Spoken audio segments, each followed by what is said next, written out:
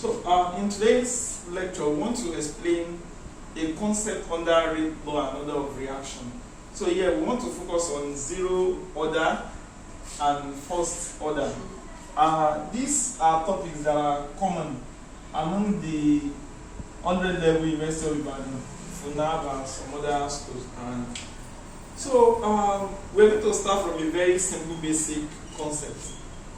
Whenever we carry out a reaction, such a simple reaction that we carry out in our own laboratory at home, like our kitchen. Suppose we have a substance like possibly something like A. Oh, let's make this A to be something that we used to make. Maybe we have garri. Let's call this our A garri. And then we want to convert it into something like maybe a product that we call Eba. So it means we are doing a simple chemical reaction here. Number one, at a particular time when we started with the reaction, if we are having a full cup of garri at first, everything we are going to have at that particular time is going to be full cup when we have not started the reaction. And during that time, our time t is equal to 0.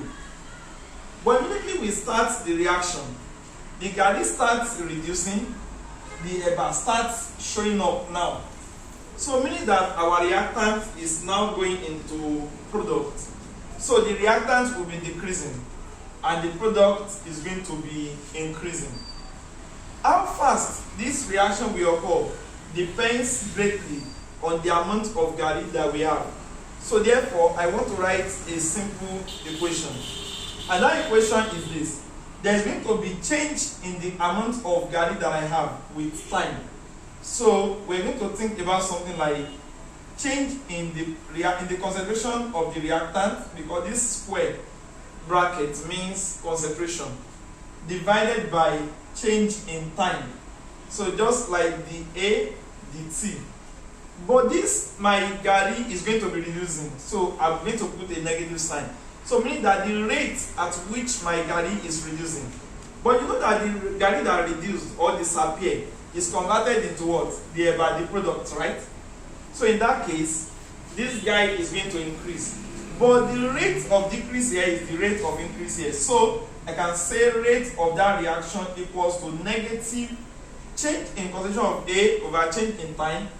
And that's equals to change in concentration of my product over change in time. But here we're going to have a positive. Why? Because the product is increasing. But here we have a negative. Why? Because the reactant will be reducing. This is true. And if we have more reactant, we are going to have many equations like that. And if we have more product, we are going to have that. So, but then for simplicity, I have used just a simple reactant A here. Now, when we say zero order reaction, of course we understand that rate of any reaction should depend on the concentration of the reactant. But it's not always true. If you remember, there's something we call catalyst. For the case of our catalyst, the amount that you have added does not matter.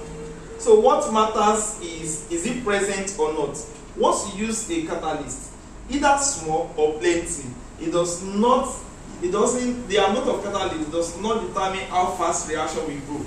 We only need it to be present. For instance, if you are cooking beans and you put something they used to call count to make your beans do faster. If you put small, the beans will cook. If you put plenty, it doesn't affect it. So in that case, that kind of catalyst, we say the order of the reaction is 0. Why? Because the concentration, the amount I put, does not affect the rate of the reaction. So how do I write something like that? We know from rate law that rate of a reaction is proportional to the concentration of the reactant. So if I'm looking at zero order reaction, I'm going to put that 0 at the top, meaning that the concentration of A does not affect the rate of the reaction. So if I increase A, the rate of reaction will not change.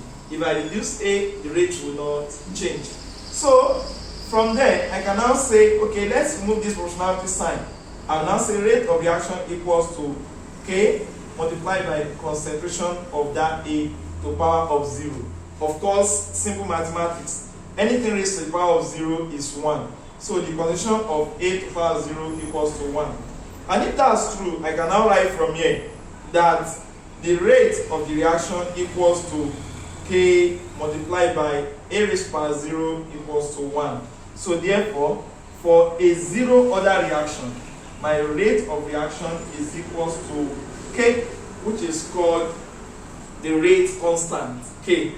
So from here, I know that rate of reaction here is also rate of reaction here, is also rate here, is also rate here, is also rate here. But this is a unique equation. This equation is very, very unique. So I can equate this rate to be this rate.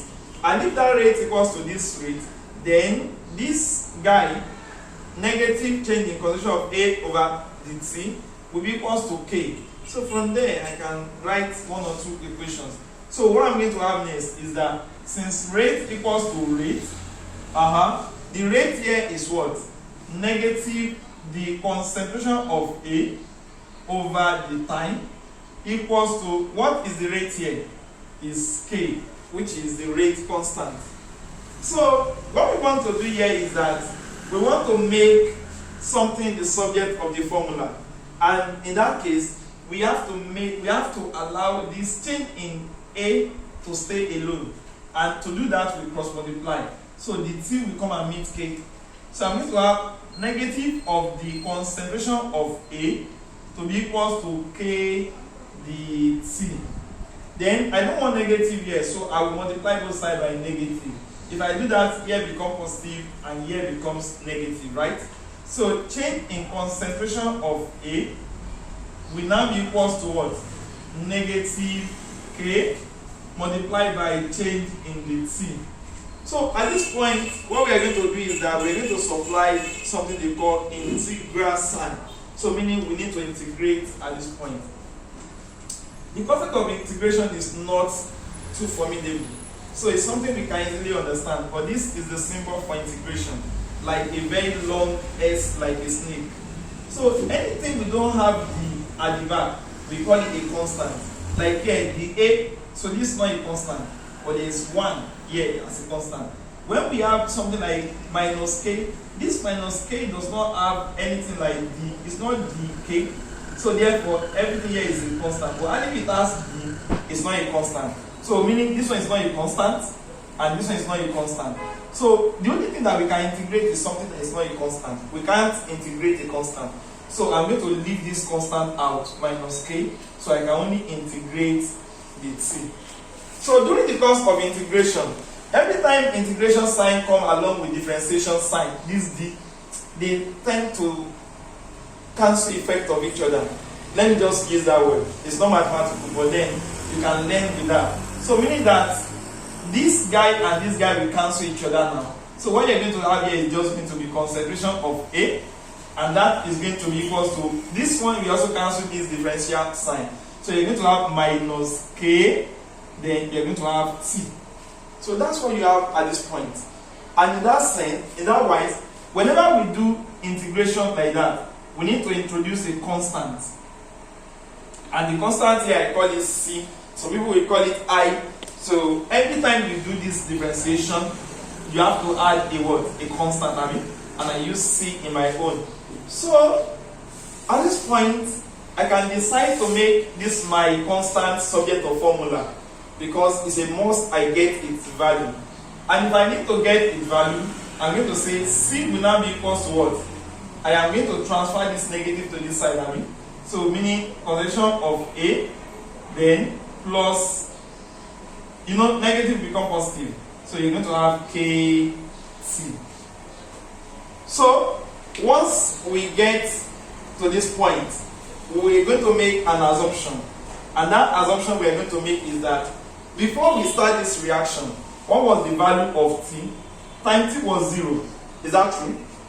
And what was the value of the concentration that we are having? Concentration of A. The concentration of A that we are having at that time was the original value. Nothing has disappeared from the gari you started making the value. So you can say everything should be called the initial concentration. And I'm going to call that one A naught, meaning A with small 0 at the bottom. So at this point, we can substitute the values in this equation. So let me rub here to make that possible. So at that point, when I do the substitution, I am going to say that what is the value of time in this equation? Let me just call this equation x. So in equation x, I'm going to say t equals to concentration of A, right, plus kt. So what is t at this point? What is A at this point? So c equals to A is what? A naught, concentration of A naught, right? As in nothing has disappeared. So I was still having everything there. Then what about my t? My time t is now equals to what? 0, I mean. So I'm going to have k times 0. N times 0 is 0. So c is therefore equals to concentration of A initial. So this is the value of c. It means that at this point we can now return the value of c back into that equation. So if you are trying to put c back, what will you get? You're going to have concentration of A to be equals to minus kt, right? Then plus, what is the value of c now? Concentration of A naught. So at this point, we can compare this equation to our general equation of a straight line. So where we have y equals to mx plus c. So where this guy is equals to y, our m is called the slope of that equation, and that's negative k. And x is what we have on x-axis, and that's time. Then our intercept is going to become A naught. So at that point now, if I try to plot a graph of this, my concentration A against time t, you know, y-axis and x-axis. So I'm expected to have what? A negative slope value. And for you to have a negative slope, then there is also an intercept. The meaning of intercept is that the graph should meet either y-axis or x-axis. But a negative slope is telling me that the graph will look like this. Not like this positive, but this negative, meaning it will be decreasing. So and for it to decrease, we are going to have that to look like this. And in that graph, this intercept that we have here, the value is going to, remember this axis is concentration axis, like A concentration. Why what we have at this point, the intercept, is going to be negative, it's going to be the initial concentration that we have, and that is what? A naught. What about the slope of this equation? The slope is going to be negative k. So these are the questions that they asked in the objective. So it means that for our zero order reaction, the slope of that graph is negative k. Are you now? And for our zero order reaction, the initial concentration of our reactant does not affect it. If you remember, it's going to have power of 0. So rate of reaction is constant. It's going to be k. This is it. Rate of reaction is constant k. Rate of reaction is constant k for what things are brought away. So it doesn't. The concentration does not affect it. The slope of the graph is negative k, and the intercept is the initial concentration. So in the second part of this video, I'm going to solve for the first order reaction. We're going to look at the graph as well, and we're going to look at some of the basic questions that they asked. So if you have a question, you can just comment. Like you can ask any question, anything that is not clear. I'm going to re-explain that. Thank you.